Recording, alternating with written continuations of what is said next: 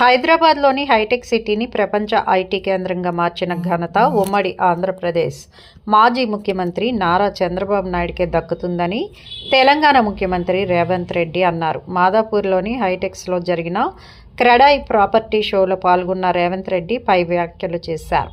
1990లో ముఖ్యమంత్రిగా ఉన్న Chandrababu Naidu hitech city ప్రాజెక్టును ఊహించి అభివృద్ధి చేయడంలో కీలక పాత్ర పోషించారని ఆయన గుర్తు చేశారు.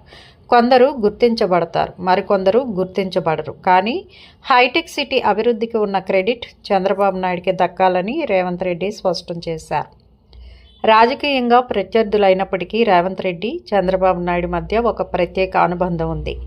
పాలన గురించి చాలామంది యువ రాజకీయ నాయకులకు రేవంత్కు కూడా నేర్పిన ఘనత చంద్రబాబు నాయుడుకే ఉందని చెబుతూ ఉంటారు రాజకీయ విశ్లేషకులు. హైదరాబాద్ ఐటీ పరిశ్రమ వెన్నెముకను నిర్మించిన ఘనత కూడా ఆయనకే దక్కుతుందన్నారు. రేవంత్ రెడ్డి బహిరంగంగా చేసిన ఈ ప్రశంస హైదరాబాద్ అభివృద్ధిలో చంద్రబాబు విధానాలు ఎంతగా ప్రభావం చూపాయో చాటి చెప్పాయి.